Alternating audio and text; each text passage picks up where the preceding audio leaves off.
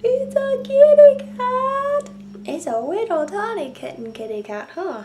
Say hi, December. This is our new cat. Her name, oh, what is my hair doing over there? Okay. Anyway, this is our new kitten, and her name is December, and if you guys follow me on Instagram, then this is old news, but this is the first time that I've showed her on video, and oh my goodness! Didn't you just melt? Yeah. Look at those big baby blues. Her name is December, or we're calling her Emmy for short, and I just love her. I love her so much. Hey guys, how y'all doing? Today I'm doing a makeup tutorial for this look here. This is a very kind of plummy maroon. It's got a mix of, you know, just a bunch of kind of berry tones. I think that that's the best way to describe it. It's more of like a berry eye. I kind of did a little bit of a halo eye effect where we sort of have a more poppy metallic color in the center, and then it's darker on the outer and inner corners. I followed this up with just a very kind of neutral rest of my face. I think that this is going to be a great holiday makeup if you want to use this for like a party or an occasion or for Christmas or something like that. I think it's just a very winter appropriate sort of look because we're using a lot of more cooler tones, and depending on if you plan on wearing maybe a silvery dress or a black dress or something like that for an occasion, I think that this would pair very nicely with it. I also think that just given the tones of this look, they go well with basically any eye color, and I feel like especially for people with brown eyes, this is great because it really just makes them pop, where sometimes I know being a brown eyed person myself, that can kind of be your dullest feature. So I hope that you guys enjoy this, and we'll get right on into it. Okay, so for this look, I just started by applying an eyeshadow primer and then going over it with just a skin tone eyeshadow shade just to, you know, kind of even out my base and allow the colors to blend better. I'm going to start by going into the original Lorac Pro palette, and I'm going to be taking the shade called Mauve, which is right here. Taking this on just a really fluffy brush, I'm just going to run this right there, kind of in my transition area, right above my crease, but still below my brow bone. Next, I'm going to be going into a shade from the Lorac Pro 2 palette, and this one is called Plum. It's right there. Just a nice, it's kind of in the middle between a mid-tone and kind of a dark shade. I actually find this shade to be quite unique. It's really pretty, but just any sort of a true purpley plum color will do. And with this, I'm just going to pick up the color, top off any of the excess, and just start to push this kind of in my outer V area, and then bring it into my crease. And I'm doing this on kind of a more tapered, pinched in brush. This brush is a lot like the MAC 217. This one is from Sephora, but it was limited edition, so I don't think you can get it anymore. And take this all the way into your inner corner because we will be applying more of the shade towards there in a little bit. Next, I'm going to be taking the Morphe Cosmetics Jaclyn Hill palette. Of course, I know a lot of people might not have their hands on this palette, and you do not need to use this particular shade.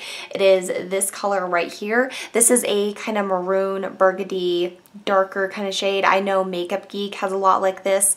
Makeup Geek's new one in Cherry Cola, or I'm trying to think of other ones that this looks like, but it's just sort of a basic, woo, oh my goodness. Right, I think we survived, but I'm gonna have to glue that baby back in. But any sort of a burgundy maroon shade, just something that has a lot of kind of a strong pinky red kind of tone to it will work. And then taking this on the e.l.f. crease brush, I'm just gonna pick up a bit of that product. And I'm just putting this in the same exact region that I put that plum color. The reason I'm doing this is because this has a much more stronger red tone to it, where the plum from the Lorac Pro 2 has a very strong blue tone to it. And I just kind of want the look to be a little bit more, you can see on this eye, a little bit more red and maroon toned than like a strong blue toned purple.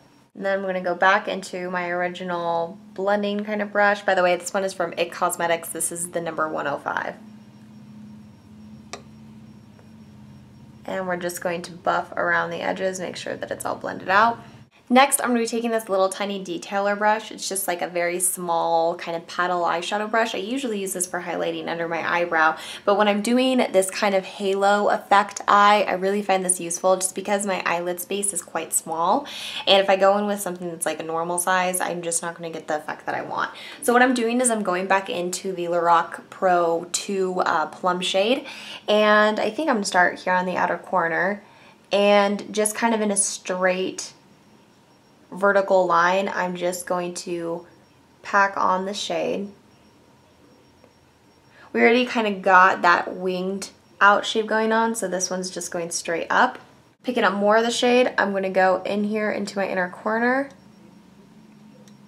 and just start to fan that in a little bit, kind of following just the natural curve of the eye.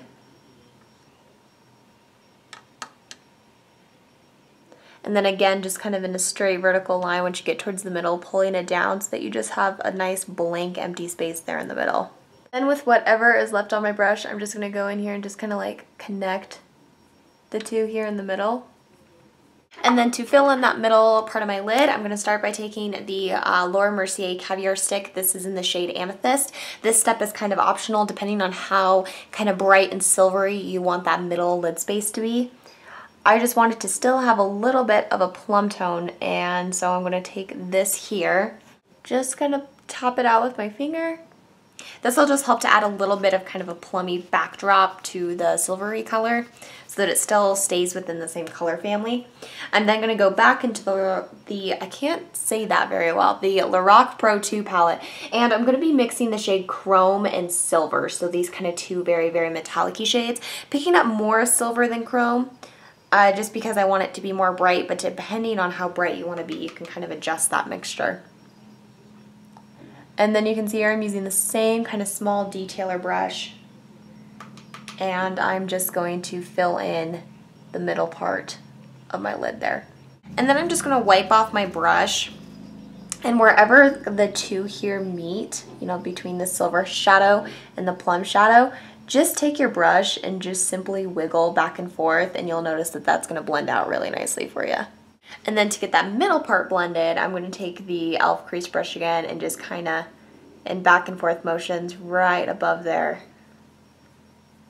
just kind of blend that out as well. Next, I'm going to take some concealer, just kind of clean up the edge here, straighten it out, just because I like a more precise kind of angular shape to my eyeshadow, but this part is optional. I'm then going to go in here and with the Inglot Gel eyeliner and an eyeliner brush, you can see what I did here. Just kind of a medium thickness of a line.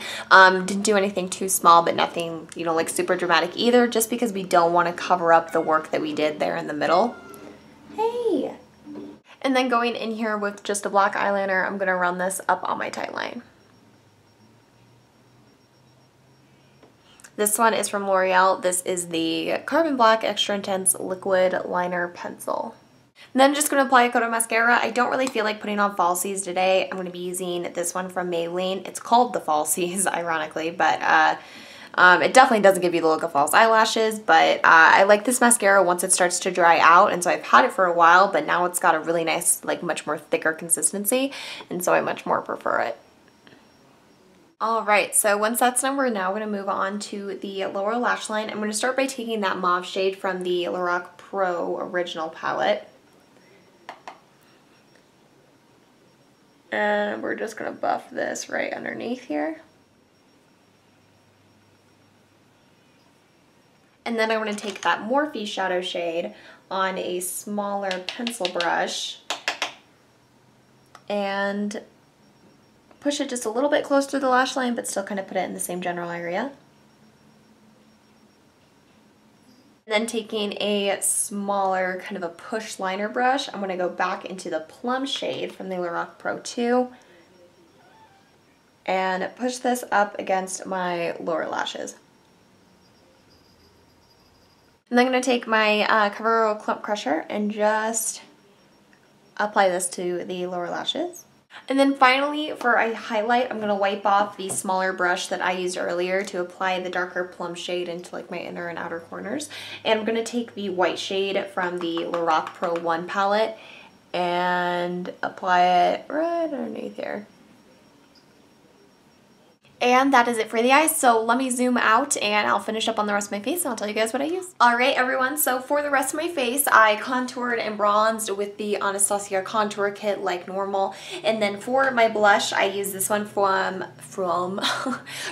Physicians Formula. This is the Nude Wear blush and it's in the shade Natural. looks like this. Just kind of swirled all the colors together and it gives you just like a really, really light pink. It's like barely even showing up on camera. This blush is okay. Honestly, I wouldn't recommend you go out and purchase it. It's very, very sheer and I always feel like I have to pack on a lot of color and I still don't get a whole lot of pigmentation. But anyway, I just kind of wanted the eyes to be the focal point anyway, so not a big deal. And then for the lips, I use the Buxom. This is the full-on lip polish in the shade Rose Julep. It's a super pretty, very natural rosy pink color. I just absolutely love this. I got this from Sephora. It was part of their like Black Friday deals that they had this year. This came in a little kit with some other great Buxom goodies, but I love this. It has that typical feeling of a Buxom lip color. It's kind of minty, sort of tingly. I'm sure that it has some sort of plumping agency to it.